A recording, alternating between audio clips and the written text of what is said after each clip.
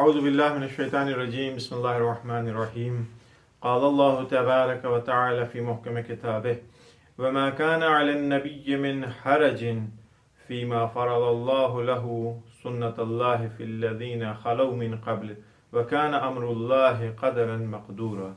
اذان محترم ناظرین کرام، سورہ احزاب کی 36 اور 37 نمبر کی آیت کے سلسلے میں گفتگو ہو چکی۔ آج جس آیت کی تلاوت کیا ہے یہ سورہ احزاب کی 38 نمبر کی آیت ہے۔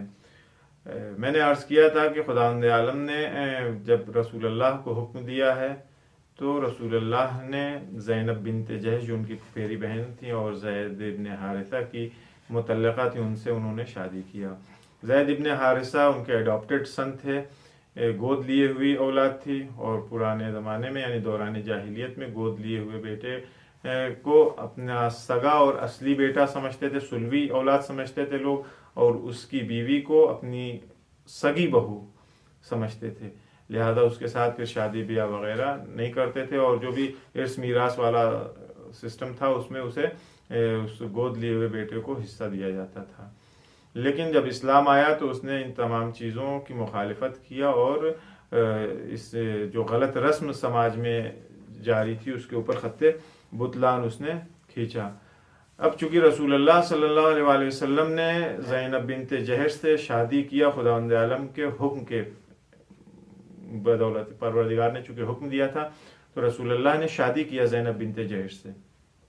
اب چونکہ یہ ایک کام تھا جو سماج میں نیا تھا، آج بھی ہمارے معاشرے میں دنیا بھر کی غلط رسومات پھیلی ہوئی ہیں، ہمت نہیں ہے کسی میں جو اس کے اوپر اعتراض کرے۔ اگر کوئی خود کسی کے اندر جرأت ہوتی ہے، کوئی آ کر کے کسی غلط رسم کے اوپر اعتراض کرتا ہے، منع کرتا ہے، تو گالی گلوچ تو عام سی چیز ہے، سوشل بائیکاٹ عام سی چیز ہے، وہ جو بس نہیں چلتا لوگوں کا کہ اس کے ساتھ کیا کریں، اس کو اصلا کافر ملحد بنا دیتے ہیں لوگ، مشرک اور کافر، یہ ساری چیزیں سب عام کامن سی ہو چکی ہیں کسی بھی غلط رسم کے، کیونکہ ہر وہ رسم جو باپ دادا اور آبا و اجداد کرتے چلے آتے تھے تو دلیل یہی پیش کی جاتی کہ ارے وہ اتنے زمانے سے ہوتا رہا ہے، کسی نے نہیں کہا، تم زیادہ پڑھ لیے ہو، تم زیادہ قابل ہو گئے ہو، انہیں زیادہ آتا ہے، 4 دن کے لوگ ہیں، مولوی ہیں اور قابلیت کرتے پھرتے ہیں، فلاں شخصیت نے نہیں کیا، خوب نہیں کیا کسی نے۔ ہمارے اندر پروردگار عالم نے ہمیں یہ جرأت دی ہے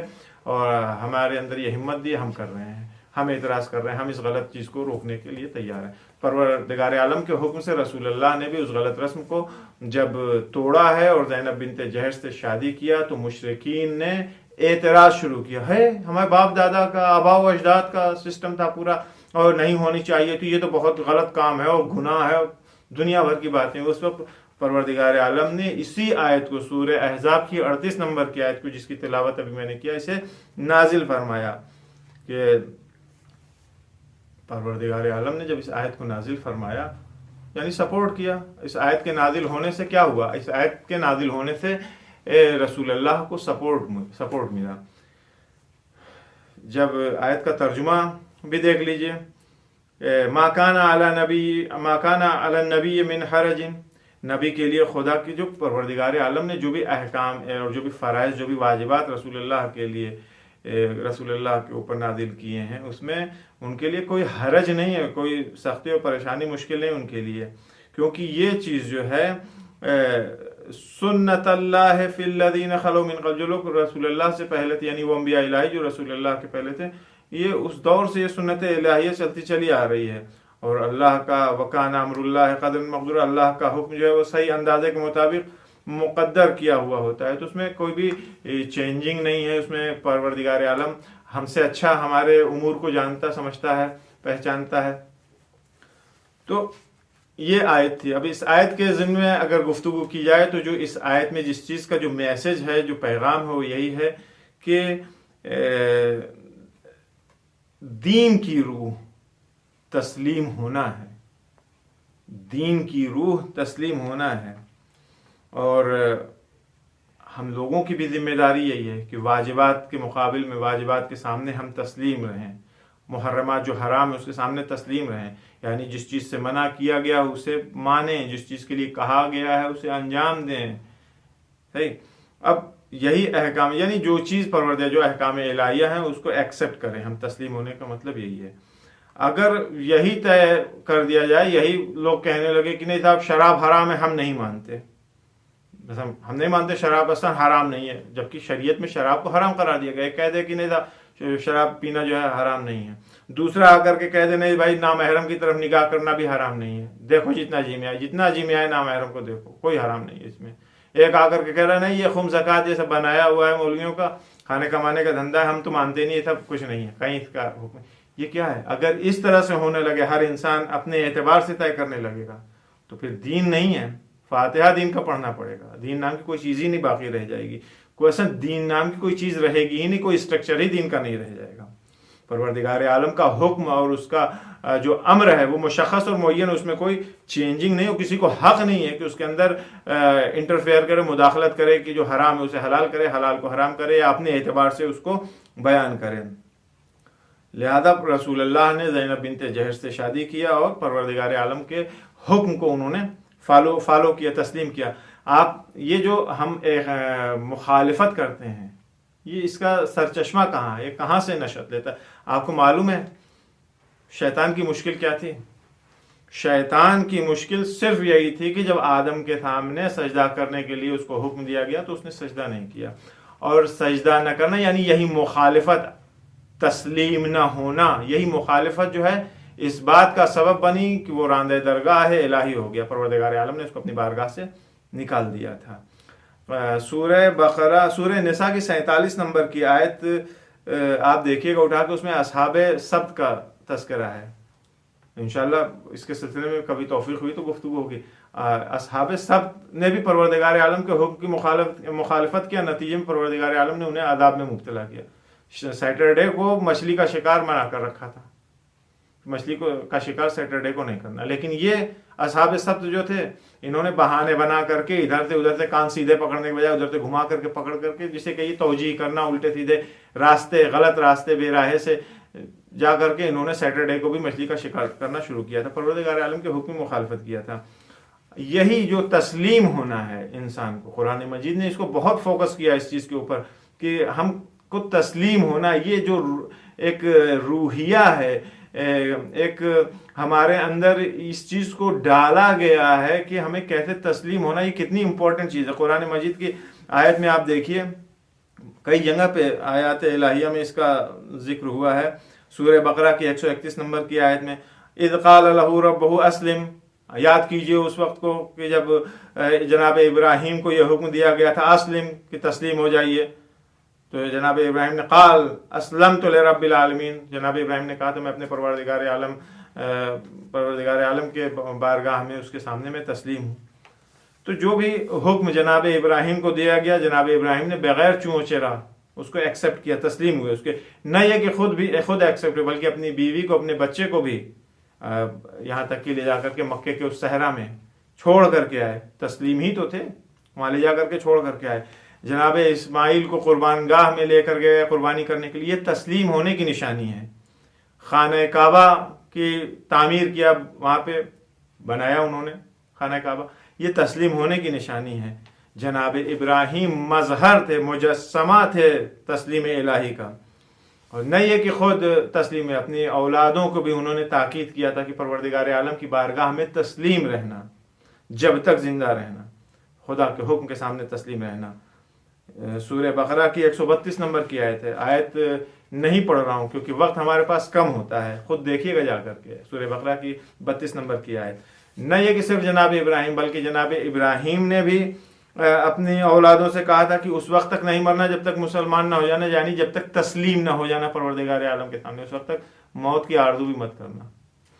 جناب یعقوب نے بھی اپنی اولادوں کو اسی بات کی طرف تاکید کیا تھا، اقرار لیا تھا اپنے اولادوں سے کہ تسلیم خدا ہو یا نہیں، جسے کہتے ہیں مسلمان ہو یا نہیں ہو۔ اذ قال لبنیہ ما تعبدون من بعدی، میرے بعد تم کس چیز کی عبادت کرو گے؟ قالوا، ان لوگوں نے کہا، اولادوں نے کہا جناب یعقوب کی، نعبد الہک و الہ آبائک ابراہیم و اسماعیل و اسحاق، ہم آپ کے الہ کی، آپ کے اللہ کی عبادت کریں گے، آپ کے اللہ کی نہیں بلکہ آپ کے آباء و اجداد یعنی ابراہیم، اسماعیل اور اسحاق کے الہ کی عبادت کریں گے۔ وہ کیا ہے؟ واحدن الہن واحدن ونحن لہ مسلمون، یہ الہ، یہ پروردگار عالم، یہ واحد ہے، وحدہ لا شریک خدا ہے جس کی عبادت ہم کریں گے. ونحن لہ مسلمون، ہم جو ہے اس کے سامنے تسلیم ہیں. تو یہ تسلیم ہونے، جو خداوند عالم کے سامنے انسان تسلیم ہوتا ہے، تو جب تسلیم ہو گیا تو پھر گناہ وہ نہیں کرے گا. یہ ہمیشہ ذہن میں رکھیے، جو بھی خداوند عالم کے سامنے تسلیم ہے وہ کبھی بھی گناہ نہیں کرے گا. انسان کو ہم تمام لوگوں کو چاہیے کہ ہمیشہ اپنی زندگی کے ایک ایک لمحے میں پروردگار عالم کی بارگاہ میں تسلیم رہیں، اپنے آپ کو اس کے تمام جو اس کے اوامر اور اس کے حکم ہیں، اس کے آرڈرز ہیں، اس کو ہم فالو کریں اور اس کے سامنے سر تسلیم اپنا خم کیے رہیں. اگر ہم ایسا نہیں کریں گے تو نہ ہمارا کوئی دین ہے، نہ ہم کسی دین کے ماننے والے ہیں. اگر ہمارا دین ہے، ہم دین کے ماننے والے ہیں، تو ہمیں تسلیم والی صفت اپنے اندر ہمیں ایجاد کرنی پڑے گی. نعمان ابن حارث کا نام آپ نے سنا ہوگا. یہ وہی شخص ہے جو غدیر خم میں موجود تھا جب رسول اللہ صلی اللہ علیہ وسلم نے امیر المومنین علی بن ابی طالب علیہ السلام کی ولایت کا اعلان کیا ہے. تو یہ نعمان ابن حارث اپنی جگہ سے کھڑا ہوتا ہے، کھڑا ہو کر کے کہتا ہے کہ یہ کیا بات ہوئی؟ آپ نے ہم کو کہا توحید کے بارے میں، ہم نے چپ چاپ سن لیا، مان لیا. نبوت کے بارے میں کہا، مان لیا. نماز کے لیے کہا، ایکسیپٹ کر لیا. روزے کے لیے اور زکوٰۃ کے لیے، اس کے ساری چیزوں کو کہتے رہے، ہم مانتے رہے، ہم نے کچھ اعتراض نہیں کیا آپ کے اوپر. ابھی آپ کا دل نہیں بھرا، جہاد پہ ہم کو بھیج دیا، ہم نے اس کو بھی ایکسیپٹ کر لیا، دل آپ کا نہیں بھرا، ابھی بھی آپ راضی نہیں ہوئے. آخر کار آپ نے اپنے اس بھائی کو، اپنے یہ جو جوان ہے، اس کو ہمارے اوپر منسوب کر دیا، مسلط کر دیا. اب یہ بتائیے کہ یہ انتصاب جو آپ نے کیا ہے، یہ آپ نے خود سے اپنی طرف سے کیا ہے یا یہ بھی اللہ کی طرف سے ہے؟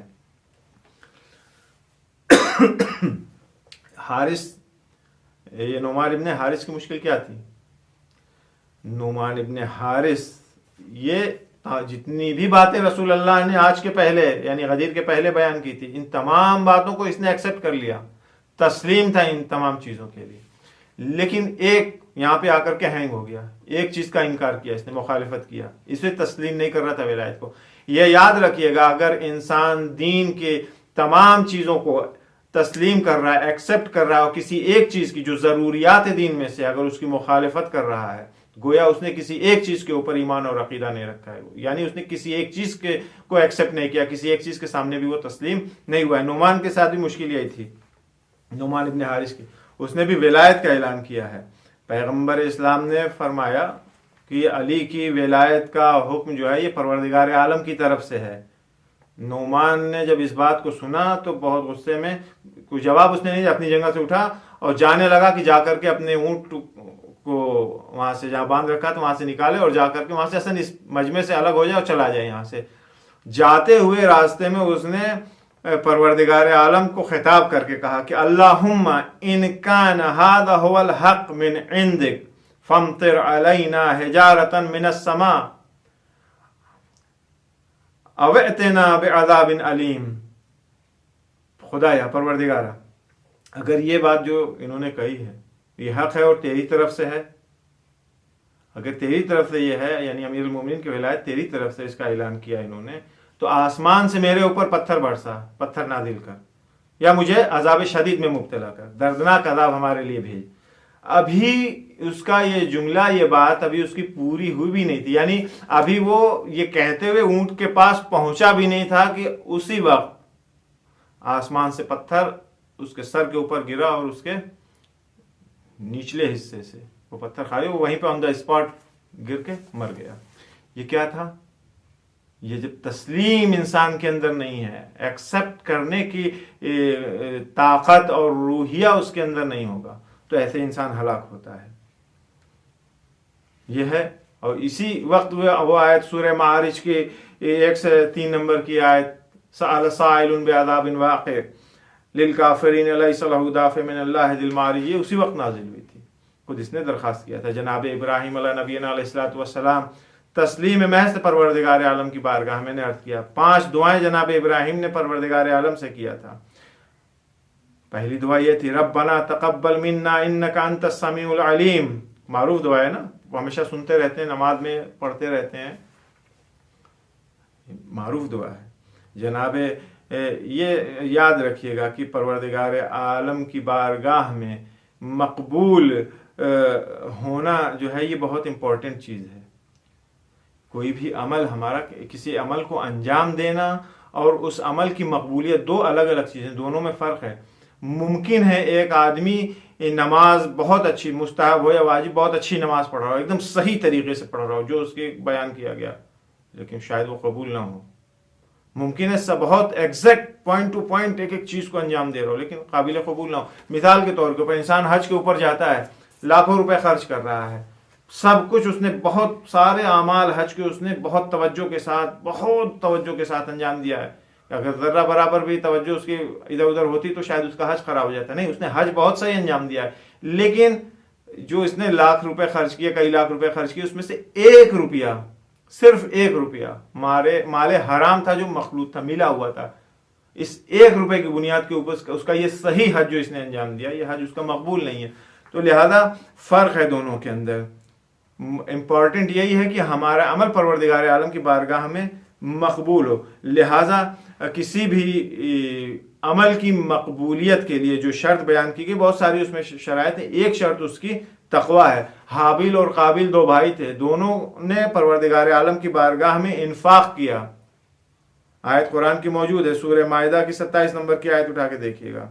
اذ قربا قربانا فتقبل من احدہما, تو ان میں سے ایک کی قربانی قبول ہوئی, دوسرے کی رد کر دی گئی تھی کیونکہ تقویٰ نہیں پایا جا رہا تھا.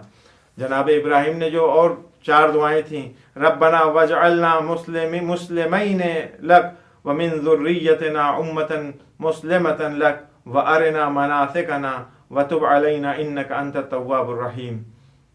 سورہ بقرہ کی 128 نمبر کی آیت ہے, دیکھیے گا اسے اٹھا کر کے. جناب ابراہیم نے اس کے پہلے کہ پروردگار عالم سے کچھ سوال کرتے, کچھ کہتے کہ مطلب خدایا تو نے گھر بنوا دیا یہاں پہ اس بیابان میں, مجھ سے کہہ کر کے خانہ کعبہ نام کی ایک بلڈنگ بنوا دیا ہے, تو اس کا یہاں کیا کرنا ہوگا, کیسے آئیں گے, اور کیا کیا ہے, اعمال بتا دے. کچھ بھی نہیں پروردگار عالم سے کہا جناب ابراہیم نے. آپ دیکھیے کیا کہتے ہیں, کچھ نہیں پوچھا. پہلی دعا میں نے عرض کیا, انہوں نے کہا, تو دعا سے کہہ رہے ہیں کہ مجھے, میری اولاد کو, میری ذریت کو اپنا تسلیم قرار دے, مسلمتن لک, اپنا تسلیم قرار دے. پھر اس کے بعد کہہ رہے ہیں کہ مناسک حج ہم کو بتا دے کیا ہے اور دوسری چیزیں. لہذا مومن کی جو خصوصیات بیان کی گئی, ان خصوصیات میں سے خصوصیت اس کی تسلیم ہونا ہے. امیر المومنین نے بھی یہی فرمایا تھا سلام اللہ علیہ نے, الایمان علی 4 ارکان, ایمان کے 4 پلرز ہیں, 4 ستون ہیں. التوکل علی اللہ, پہلا پلر اس کا توکل ہے خداوند عالم کے اوپر. دوسرا التفویض الی اللہ, اپنے امور کو خداوند عالم کے حوالے کرنا ہے, دوسرے پلر کا نام جو قرآن میں بھی وفوض امری الی اللہ ان اللہ بصیر بالعباد. اس کا بار بار اس کو دہرایا کیجیے, اس ٹکڑے کو, کہ ہم نے اپنے تمام امور کو پروردگار عالم کے حوالے کر دیا, وہ اپنے بندوں کے سلسلے میں بہتر جانتا ہے کہ کیا صحیح ہے کیا غلط ہے اس کے لیے. تیسرے پلر جو ہے وہ ایمان کا, والتسلیم لامر اللہ, امر الہی میں تسلیم ہونا ہے. چوتھی چیز الرضا بقضاء اللہ, جو بھی قضاء الہی ہے اس کے اوپر راضی رہنا ہے, خوشنود رہنا ہے. امام حسین ابن علی علیہ السلام آخری لمحہ تھا, گودی قتل گاہ میں تھے, وہاں پہ ان کا جملہ کیا تھا, الہی رضا بقضائک تسلیما لامرک, میرے اللہ میں راضی ہوں تیری قضا پہ, تسلیم ہوں تیرے حکم کے سامنے. یہ آسان چیز نہیں ہے. اگر ہم اپنے اندر یہ صفت, یہ کوالٹی ایجاد کر لیں گے تسلیم ہونے والی, تو ہمارا دین بھی سالم رہے گا, ہم بھی سالم رہیں گے, ہماری عبادتیں بھی پروردگار عالم کی بارگاہ میں شرف قبولیت اسے حاصل ہوگی. پروردگار عالم کی بارگاہ میں دعا گو ہیں کہ ہم تمام لوگوں کے اندر یہ صفت, یعنی تسلیم ہونے والی صفت, ہم تمام لوگوں کے اندر ایجاد فرما, تاکہ ہم بھی اس کے بہترین بندے بن سکیں. والسلام علیکم ورحمۃ اللہ وبرکاتہ.